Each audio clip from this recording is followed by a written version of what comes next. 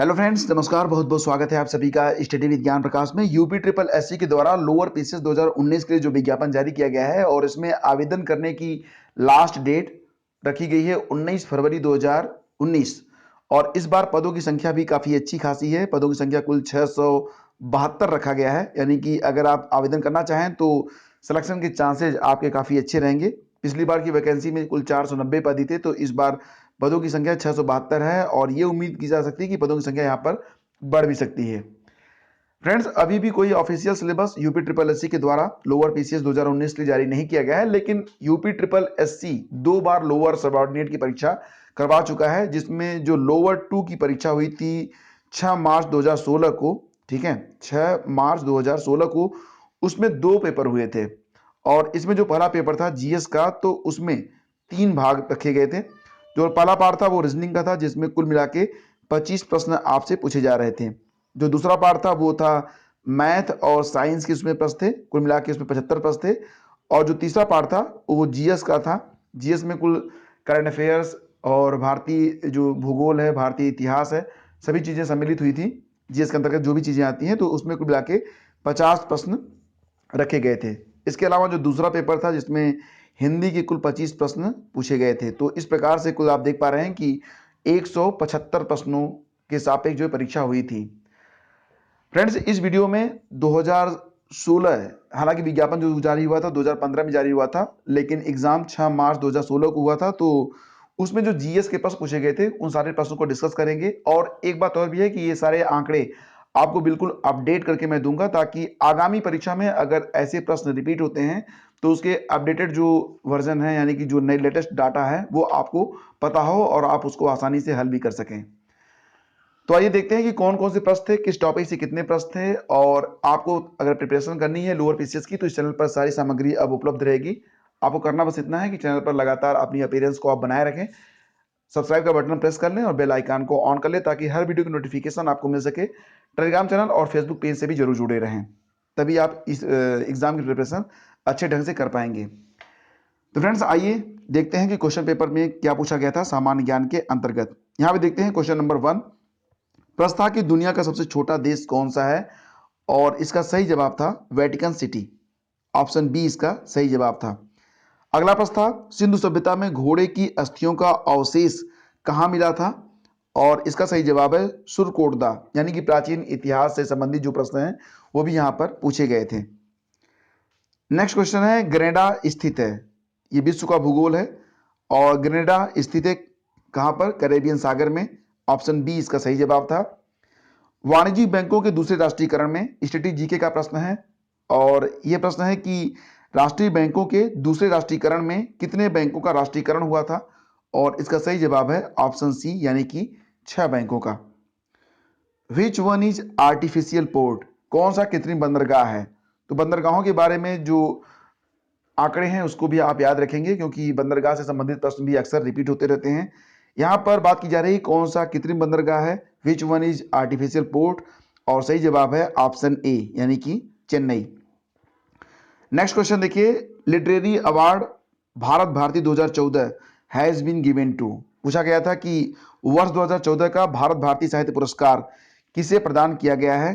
तो फ्रेंड्स, उस समय 2014 में काशीनाथ सिंह को यह पुरस्कार प्रदान किया गया था। अब इसका जो अपडेटेड वर्जन है वो भी आप याद रखिएगा। 2014 के सापेक्ष यह पुरस्कार गया था काशीनाथ सिंह को। ठीक है, भारत भारती क्या है, भारत भारती पुरस्कार उत्तर प्रदेश हिंदी संस्थान का सबसे प्रतिष्ठित साहित्यिक पुरस्कार है, और इसकी शुरुआत हुई थी 1982 से। 1982 में पहली बार यह पुरस्कार महादेवी वर्मा को दिया गया था। याद रखिएगा, काफी इंपॉर्टेंट है ये। महादेवी वर्मा इस पुरस्कार की पहली विजेता मानी जाती हैं। 2016 में यह पुरस्कार किसको गया था, डॉक्टर आनंद प्रकाश दीक्षित को। डॉक्टर आनंद प्रकाश दीक्षित। और इसी के बाद 2017 में जो पुरस्कार दिया गया था वो दिया गया था डॉक्टर रमेश चंद्र शाह। ठीक है, डॉक्टर रमेश चंद्र शाह को 2017 में पुरस्कार प्रदान किया गया था। 2018 का पुरस्कार 2019 में दिया जाएगा, और अभी इसकी घोषणा नहीं की गई है। चलिए आगे बढ़ते हैं फ्रेंड्स, और देखते हैं अगले प्रश्न को। महाद्वीप जिसे the land of golden fleece के नाम से जाना जाता है। तो आप देख रहे हैं कि यह अंतरराष्ट्रीय भूगोल से संबंधित प्रश्न है, और इसका सही जवाब था ऑप्शन डी, यानी कि ऑस्ट्रेलिया। नेक्स्ट क्वेश्चन देखिए, निम्न में से कौन सा उत्तर प्रदेश का शास्त्रीय नृत्य है? तो उत्तर प्रदेश का जो शास्त्रीय नृत्य है फ्रेंड्स वो है कथक। ठीक है, इसी के साथ आप ये भी जान लीजिए कि यहाँ पर जो कथकली नृत्य है, कथकली ये कहाँ का नृत्य है? अगर ये प्रश्न आएगा तो आप जवाब देंगे कि कथकली जो है ये केरल का नृत्य है। ठीक है, और कुचिपुड़ी नृत्य जो है ये आंध्र प्रदेश का है, इसके बारे में तो आप जानते ही होंगे। कुछ एक्स्ट्रा नॉलेज मैं आपको दे देता हूँ। मोहिनी अट्टम ये जो है केरल का नृत्य है, याद रखिएगा। भरतनाट्यम पश्चिम बंगाल का नृत्य है, और कुटियाट्टम, ठीक है, कुटियाट्टम एक नृत्य है जो कि केरल में किया जाता है। तो नृत्य जो है वो काफी इंपॉर्टेंट है, उसको आप याद रखेंगे कि किस टेरिटरी के नृत्य हैं और किस प्रदेश के नृत्य हैं। ठीक है, which country does not exit in BRICS? कौन सा ऐसा देश है जो कि ब्रिक्स में शामिल नहीं है? ये प्रश्न पूछा गया था। और फ्रेंड्स यहाँ पर ब्रिक्स जो कि आपको बता दें, B for Brazil, R for Russia, I for India, C for China and S for South Africa. तो उसके पहले पहले अक्षर से बना हुआ है ये ब्रिक्स, और इसमें जो बांग्लादेश शामिल नहीं है, बाकी तो शामिल ही है। ठीक है, तो सही जवाब था ऑप्शन डी। एक प्रश्न और भी पूछा जा सकता है 2018 में कि 2018 की जो ब्रिक्स की समिट हुई है, याद रखिएगा कि 2018 में जो ब्रिक्स की समिट हुई है जो कि 10वीं समिट थी, 10th, ठीक है, 10वीं ये समिट थी, और ये जोहान्सबर्ग साउथ अफ्रीका में हुआ था। याद रखेंगे इसको, 2018 में ब्रिक्स का जो सम्मेलन हुआ था वो कहां पर हुआ था? जोहान्सबर्ग साउथ अफ्रीका में। विच committee recommend for 3-tier panchayat system? किस समिति ने त्रिस्तरीय पंचायत प्रणाली की अनुशंसा की थी? तो सही जवाब है इसका B R Mehta, that is Balwant Rai Mehta. अगला प्रश्न है हृदय योजना टू रिलेटेड टू। हृदय, तो इसका जो फुल फॉर्म है वो भी याद रख लीजिएगा, heritage city development and augmentation योजना। ठीक है, ये था इसका हृदय। इसका फुल फॉर्म क्या है? Heritage city development and augmentation योजना। ठीक है, हृदय। और इसका संबंध किससे? तो निश्चित रूप से अब आप इसका जवाब आप समझ गए होंगे। सही जवाब है ऑप्शन डी, राष्ट्रीय विकास विरासत।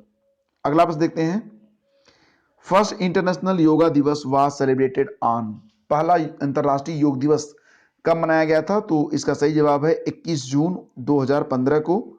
ठीक है, इसी के साथ याद रखिएगा कि 2018 की जो थीम रखी गई थी वो क्या थी? Yoga for piece. 2018 में योग दिवस की थीम क्या थी?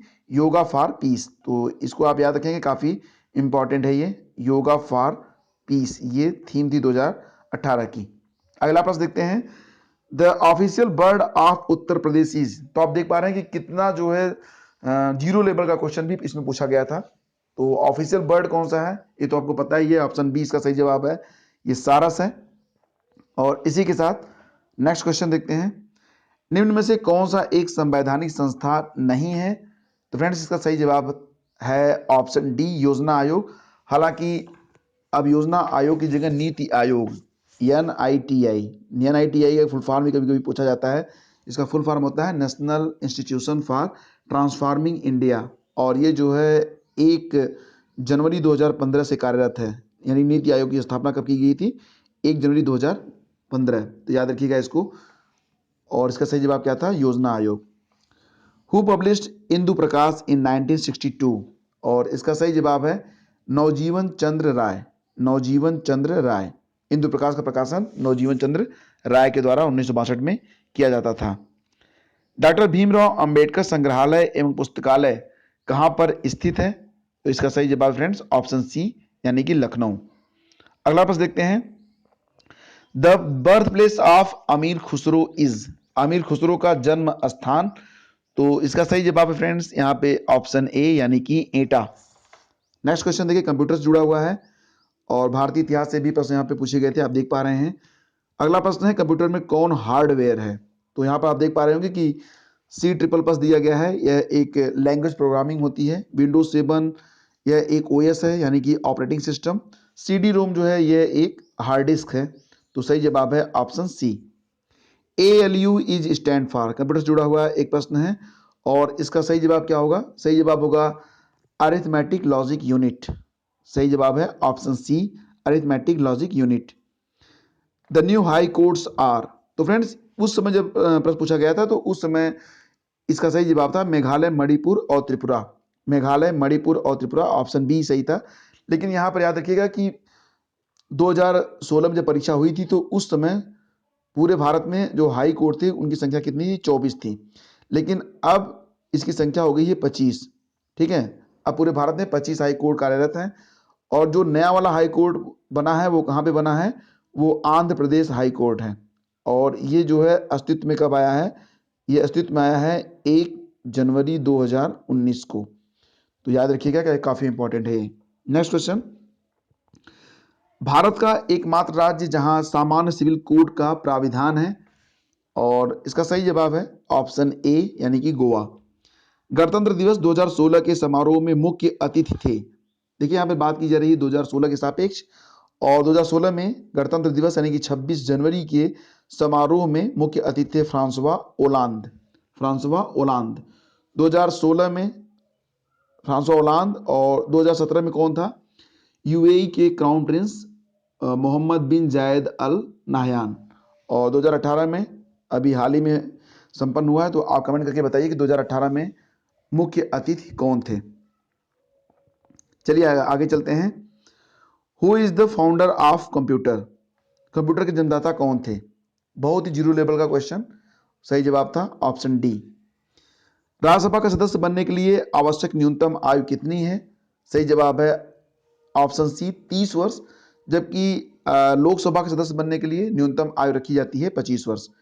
तो याद रखिएगा इसको, ये काफी इंपॉर्टेंट है। The NABARD was established in which year?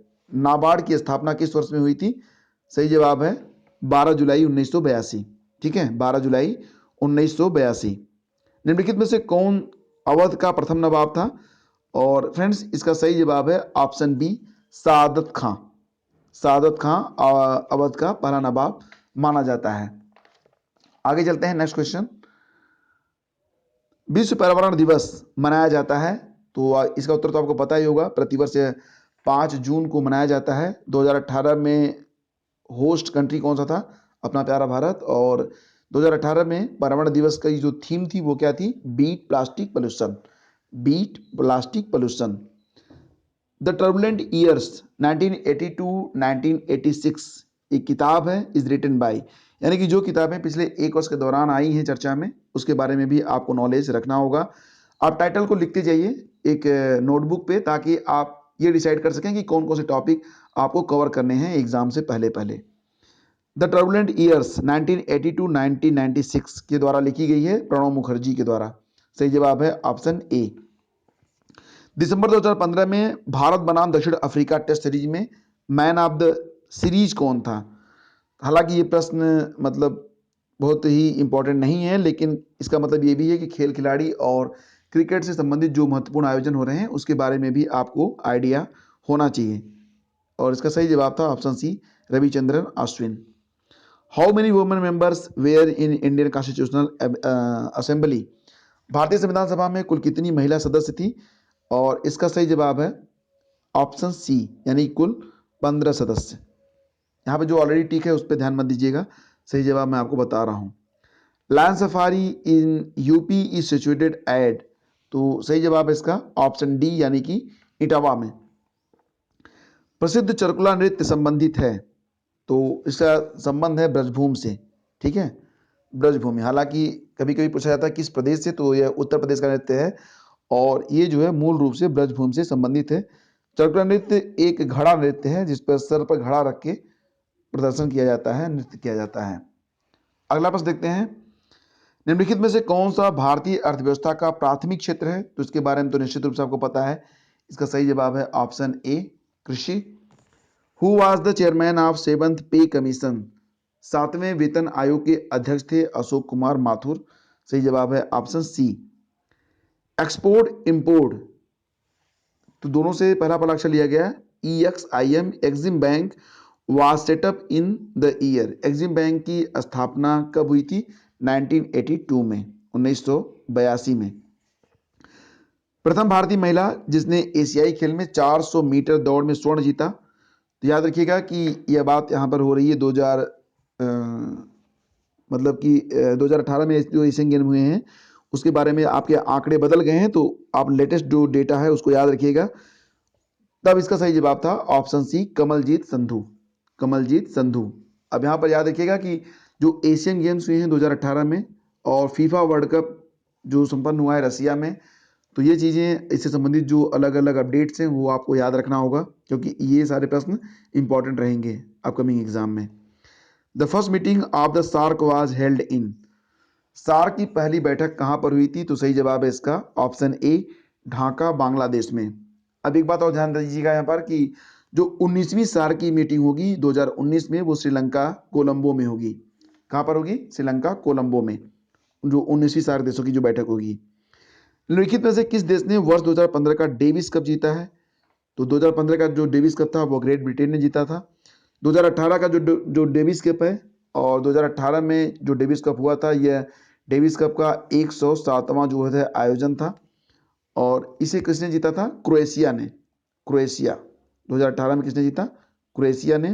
France जो था वह उपविजेता रहा, फ्रांस सब विनर। देश का पहला पूर्ण सौर ऊर्जा संचालित जिला न्यायालय कहाँ पर है? तो सही जवाब है इसका ऑप्शन बी, खूंटी। खूंटी कहाँ पर है? ये झारखंड में स्थित है।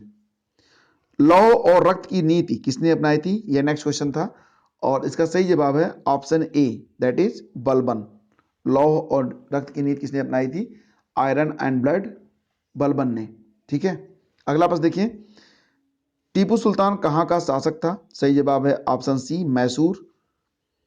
और संविधान का 52वां संशोधन संबंधित है। देखिए, जितने भी संशोधन हुए हैं भारतीय संविधान में, उनमें से कुछ संशोधन ऐसे हैं जो कि बहुत बहुत बहुत इंपॉर्टेंट हैं, और उनके बारे में आप अच्छे से याद कर लीजिए। आपकी नोटबुक में ये सारी चीज़ें होनी चाहिए। तो संविधान का जो 52वां संशोधन हुआ था वो कहाँ से, उसका संबंध किससे है? ऑप्शन ए से, दल बदल से। ठीक है, डिफेक्शन। नेक्स्ट, प्रसिद्ध गीत सारे जहां से अच्छा हिंदुस्तान हमारा की रचना किसने की है? और फ्रेंड्स, इसका सही जवाब है सर मोहम्मद इकबाल। तो आप देख पा रहे हैं कि कितने बेसिक लेवल के क्वेश्चन पूछे गए थे, लेकिन इसमें भी लोगों को संशय रहता है। पल्ली आंदोलन संबंधित है, तो इसका संबंध किससे है? तमिलनाडु से। पल्ली आंदोलन तमिलनाडु से संबंधित है। भारत कला भवन कहां पर स्थित है? सही जवाब है ऑप्शन बी, बनारस में। प्रथम राष्ट्रीय मानव विकास रिपोर्ट जारी की गई थी, यानी कि ह्यूमन डेवलपमेंट जो रिपोर्ट था पहली बार, वो जारी कब किया गया था? 2001 में पहली बार जारी हुआ था। और इसका जो इंडेक्स है 2018 में, जिसको आप एचडीआई इंडेक्स भी कहते हैं, तो एचडीआई इंडेक्स 2018 में भारत का जो स्थान है वो 130वां है। तो याद रखिएगा इसको, काफ़ी इंपॉर्टेंट है। एक्चुअली में जितने भी इंडेक्सेज हैं वो सारे इंडेक्स आपको याद होने चाहिए। किसने महिलाओं के एकल वर्ग में 2016 ऑस्ट्रेलियाई ओपन टेनिस खिताब जीता है? तो यहाँ पर बात हो रही है 2016 में ऑस्ट्रेलियाई ओपन टेनिस के बारे में, महिलाओं के एकल वर्ग में। और फ्रेंड्स, इसका सही जवाब तब था एंजेलिक कर्बर। और 2018 में जो चैंपियन है उनका नाम क्या है? उनका नाम देखिए, उच्चारण थोड़ा सा गड़बड़ हो सकता है, लेकिन इसको समझ लीजिएगा।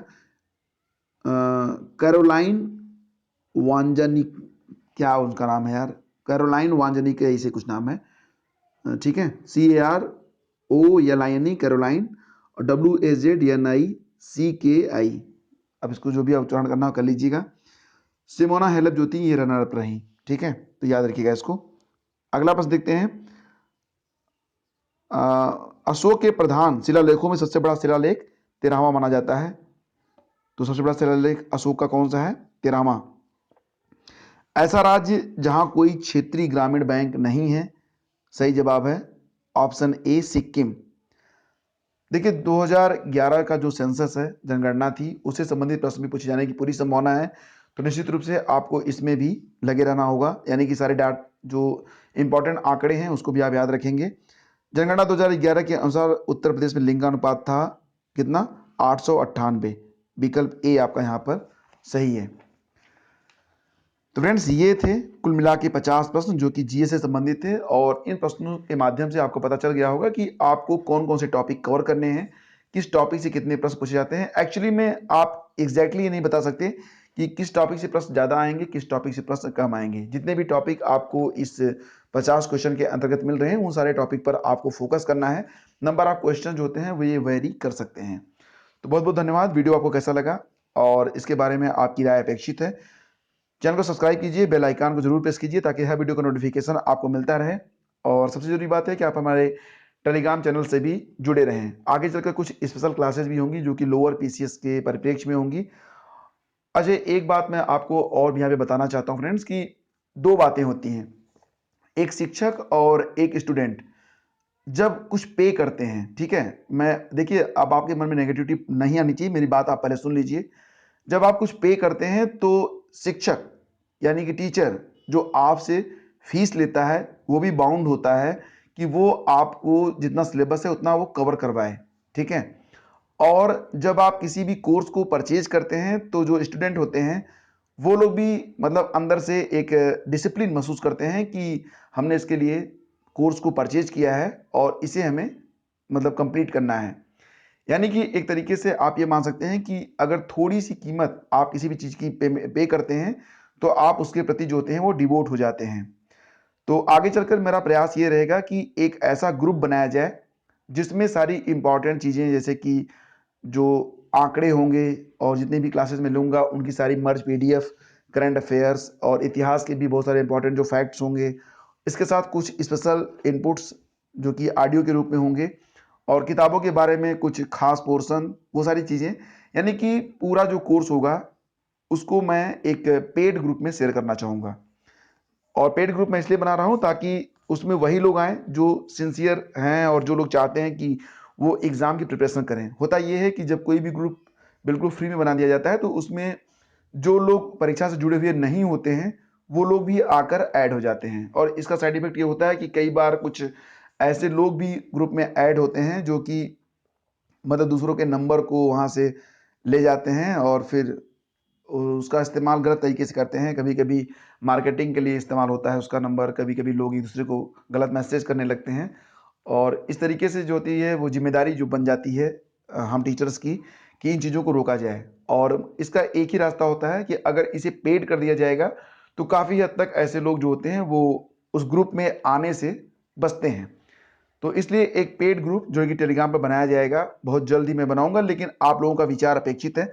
अगर आप लोग मेरी बात से सहमत हुए, कम से कम 50 लोग अगर सहमत हैं तभी ये ग्रुप मैं बनाऊंगा, और ताकि हमारी जो स्टडी है वो अच्छे तरीके से चल सके। तो फ्रेंड्स, इस आइडिया पर आप लोगों का क्या मतलब इनपुट है, आप लोग क्या कहते हो, इसके बारे में विचार आमंत्रित हैं।